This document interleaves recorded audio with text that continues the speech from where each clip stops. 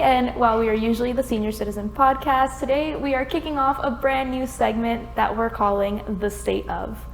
And in this segment, we're going to catch up with bands that you've already seen on our show. So if you want to know all about their background, their history, how they got together, who they are, feel free to check out that episode, which I don't remember the number right now, but the last time we spoke to these guys, they were said they were taking their band to the moon. So let's welcome back Desi from A Moment of Violence. Thank you for having me. Appreciate it. How you doing?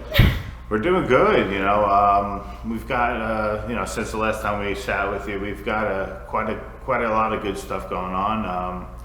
Most recently, we signed with Wake Up Music Group out of South Florida here. I think they're Coral Springs or whatnot. Oh wow, that's near my neck of the woods. yeah. So we released our first single. The first single was was Stone Cold Killer. A little bit more on the heavy side, stuff like that, but it's actually really done quite well. I think within 2 months we were at like 80,000 streams of it, so it's doing very good. Yeah. How did you guys get signed? What was that process like? I guess just scouring the internet and certain social medias, we were discovered by a radio station called 107 The Gator. And I think they're out of the Orlando area. Don't quote me on that, but I think that's what it is. But ultimately, we went with them. We kind of interviewed with them. They started playing our stuff and things like that. And then ultimately, they have like a chat type of room set up where you can kind of just mingle with the crowd of people that's there. And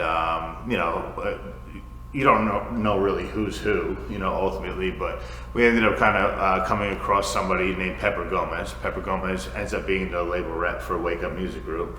And I didn't know anything about it at that time, but, ultimately I see her on my page. I see her kind of, posting on our stuff and commenting on our stuff and giving us a lot of engagement and stuff like that. So at the end of the day, I did find out, she runs Wake Up Music Group, and so I decided to say, hey, this might be a good opportunity to maybe talk to her and see, if she's got any interest in the band A Moment of Violence. So, and sure enough, she told me, she's like, I've been watching you guys for a while.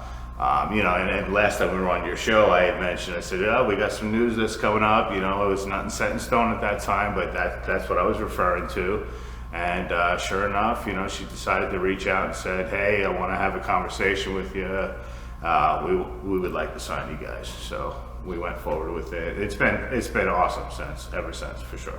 I'm glad to see all that hard work, because you guys, it was funny, because when I walked out of that chat with you guys, it was like, they mean business. Like, they're not here like, oh, we're messing around, just having fun or seeing what comes of it. Like, you meant business and you treat it like a business. At the same time while putting your heart in it, obviously. For sure. So I just want to congratulate you. That's an awesome step to take. No, definitely. For someone like me that's not in the music industry per se, like, I'm not sure how a lot of things work. What's the difference now with a label? Like, what's your, process to put out songs or whatnot? And that's a great question, and I actually asked that same question to her when she was kind of like interviewing me to accept them as our label and whatnot. But I really said to her, I said, hey, what's going to be the difference between Wake Up Music Group being involved with A Moment of Violence, or what's going to change from what I'm doing every day and what we're doing every day right now? And she really said, straight up, and she's always 100% honest with you, and honest across the board, 100%. So she's just like, it's really just the financial backing and really the reach that we have in comparison to what you might have on your own. So as far as putting out songs, we're still doing it to where I'm producing it and everything like that. So we'll I'll come up with the initial idea, put some drums to it, have my drummer actually come in and kind of tweak the stuff, but at the end of the day we'll write the song, and then I'll have the vocalist come in, and then because we have 2 vocalists now. Oh wow. Yeah, so we got a screamer guy and we got a singer guy too as well. We got Alex is the heavy vocalist, and we got Russ, who is does the more melodic stuff. But the 3 of us will kind of sit down together, put our heads together, and come up with lyrics and stuff like that. So it's really the same process ultimately. Might be a little bit more time in between singles that are released and stuff, because it's really more on the schedule that they feel is more strategic as far as marketing goes and stuff like that. But at the end of the day, we'll put together some stuff. We'll send it over to the label. They'll approve it. They'll send it off to probably the best mastering engineer in the world, and then it comes back sounding amazing, and then I'll put it out ultimately. What a relief to have that financial backing. Oh my God. Yeah, for sure, and it shows. I mean, we've done, I think, what do we do? 3 singles on our own, and the 3 singles did pretty well. I wouldn't say that it was a bad turnout at all. It was pretty well. But it shows when you have a company that has a big reach and they've got, industry contacts and stuff like that, where they're able to kind of, promote you and push you out there. I mean, we've gotten some decent numbers on our other singles and stuff like that we put out on our own, but nothing like what we're seeing now. So. No, and the cool thing about that too is that now with the new stuff, people are gonna obviously go out and check out the old stuff too. So it's not a lost cause; it's always there. For sure, and it's kind of, it might be on the topic to say that we may take those 3 singles that we had previously and re-release them, remix them, re-record them, and put them out too. Remastered. So, yeah, yep, for sure. Okay. So, tell me a little bit about these new members, because now we got a full house in a moment of violence. So we still have, Brent, the heavy metal cowboy, who you mentioned with the cowboy hat last time. I left my cowboy hat at home. Right. So it's me. Brent is the other guitar player. So I'm the lead guitar player, songwriter, and I put all the songs together and everything. So we had Scotty. Scotty was with me here last time, so he's still with us. We have a new bass player. His name is Hatchet. Excuse me. He's, I guess, more widely known for playing in cover bands around, the Treasure Coast area and stuff like that. But he's very solid, very good guy. So we got him in. And then we have Russ now. Russ is, I don't know if you've heard of Metalicious, is like the great 80s tribute band around, the South Florida area. I feel like I have heard of it. Yeah, they do a lot of Poison, a lot of old school stuff from the 80s and stuff like that, but they're very widely known. And Russ, I've been trying to talk with him for a long time about, hey, maybe a possibility that you could join us and kind of check out what we're doing.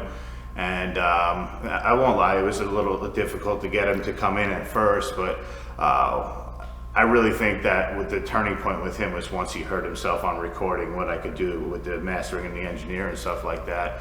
And once he heard himself on recording, he was just like, wow, this is something I really want to do. So now, so again, we got Russ, we got Hatchet, we got Brent, we got myself, we got Scotty, and we have Alex. And Alex has been with us since the last time we spoke to as well.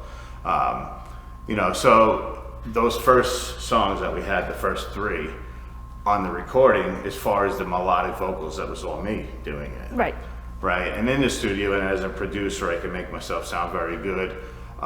Really, really awesome. But it's just difficult for me to play some of the guitar parts that I'm playing, on the songs, and pull it off live where I'm going to sing over that too. It's hard to do. I'm not going to lie. So I said, it's probably a good idea. Maybe we kind of branch out and see if we can get ourselves another clean singer. And fortunately, we were able to grab Russ, and Russ is fantastic. That's awesome. Yeah, okay, so the new members were independently from getting signed. It was just 2 things happening at once, basically. Yeah. So I mean, we already had that in the mix and everything like that, everything going on, and then I was able to grab those last 2 guys to kind of solidify the puzzle, so to speak. So. Now, you mentioned the melodic vocals. I mean, we think I went to go see Boys Like Girls a couple months ago. Okay. Because they're doing their big comeback or whatever. And I've never seen them live, obviously, since they were on hiatus for so long. Right. And I came to notice that, like, my favorite parts of some songs were those melodic vocals done by the bassist. So it's like, oh, okay, so you're actually my favorite member. Right. I mean, the melodic part of the song is what's the memorable part of the song. I mean, in my opinion, what's going to have somebody singing something like, let's say, they're in the shower and they're just like singing the song or whatever. It's typically the melodic part that is that, for them. The little backing vocals. Right, and that's the memorable part, again, in my opinion. So, I mean, for us to be able to add Russ, I mean, not only is he an awesome singer and an awesome vocalist, and it makes my job really easy in the studio because it's very difficult to work with somebody who can't sing so great per se, and then you have to auto-tune them and make them really, kind of polish it a lot and do a lot of work on it in the studio. For somebody like Russ, he's naturally very good, and it takes a lot less work to make it sound really cool. Right. But he's also a great performer. His live show is substantially great, from. So Right. that's a big thing for sure. That the editing and stuff, it's kind of like a picture as well. Like when you Yeah. take a picture and you have to over edit it, then it's more work and it's not the same effect as if it was just originally For a sure. very good image. For sure. No, I love that. What can we expect from a Moment of Violence show live now? Like, is there a lot more Oh, yeah. energy? I mean, Is there a lot more going into it? yeah, there is. You know, I mean, one of the biggest things that we're always working on is going to be the live show. Because, I mean, I don't want to say we have it musically already, but, you know, we're writing good songs. We've already got the good songs and stuff like that. But, you know, putting it out there and really making it to where it's live, it's like you can feel that energy, you know. And sometimes what that's going to take is not necessarily like I don't know, for example, like not like a Paula Abdul video where everybody's dancing at the same time. It's like kind of choreographed like that, but you know, really where like the band is taking certain segments and all right, well, everybody's going to jump at this part. Everybody's going to kind of do this at this part, you know. And when you do that, you portray it because you got to think about it this way, right? A live show is not only an audio thing. It's not what you're hearing. It's what you're seeing, right? So it's a spectacle.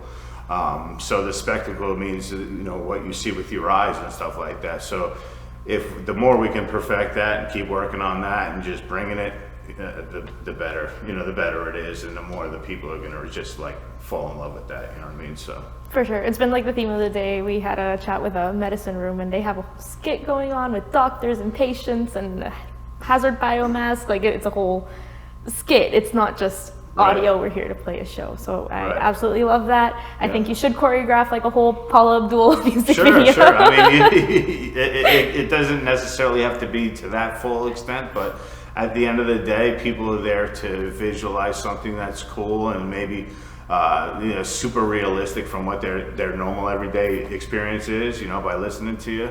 So, I mean, the better you can do live, the more memorable your music is, more memorable your show is, and everything like that. So, 100%. That's what people are going to take with them. yep, for sure.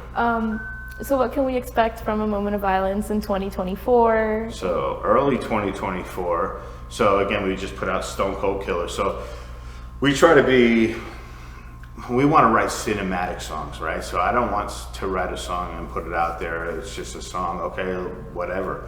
I want to make it cinematic. I want, when people listen to it, I want them to have like almost a movie, short story type of feel and atmosphere to it, right? So, and we want to be as versatile as we possibly can. So we put out Stone Cold Killer, right? Super heavy song, but it was written exclusively, or specifically, I should say, for a fighter that we have in our hometown. His name's Steve Townsell. He's a bare knuckle, so his BKFC is the championship type of, you know, organization that he fights for. And he agreed to use it as his walkout song. So we wrote it specifically for him. We said, all right, this is going to be for a boxer or a fighter. It's got to be aggressive. It's got to be, you know, it's got to be, it's got to have a point to it. It's got to be like, you know, punch you in the face when you hear it, right? So, but we also want everybody to know at the same time that, hey, that's not all we're about. We're not just about putting out an aggressive, heavy duty song. We also have a very clean melodic side to us as well. So our next one is coming out on January 5th. That one's called My Endless Nightmare. And that's going to give you a real visual of what this band's all about. It's got the heavy parts, but it's got a lot of the clean singing stuff to it as well. And it's something that people will sing in the shower for sure. So look out for that one. That's My Endless Nightmare, January Amazing. 5th. And what about later term 20? If there's anything in the view, anything in the works that you can tell us before we go? Yeah, so we're working on the rest of the EP, which is 5 songs. As long as those 5 songs do well through the label, which so far so good. I mean, they're willing to give us another opportunity to do another EP. So right now, look forward to the next 4 songs of this EP. And I think every single one of them is going to be magical in its own essence, but they're all really awesome. And I think everyone's going to enjoy it, and definitely come check us out. We got a show next weekend actually on December 9th at East Ocean Pub, and then we got another one December 22nd at Propaganda down this way. So yeah, come check us out. I think everyone will love it for sure. I'm super excited to hear all that. Honestly, congratulations on everything that you guys are accomplishing. You guys are going to the moon for sure. Yeah. You're building the rocket right now. Oh, You're yeah, gonna make it for to sure. the moon. We've got our spacesuits on, so we're ready to go. For sure. We're gonna look out for that EP, for the new single dropping soon. And I don't know if there's anything else you want to let anybody know to that camera before we go. I just want to tell everybody, like, check us out and give us the option, to hear our stuff. Really, I know that it's difficult to get into a new band that you never heard of before or that nobody's really ever heard of before. But definitely give AMOV a shot. I think you guys will love it, and join us on our journey to the moon. For sure. And we're here supporting you. We'll be the landing pad, the launching pad, whatever you need. Yeah. Thank you guys for tuning in to the first episode of The State of, and hopefully you'll see a lot of your favorite bands on here once again.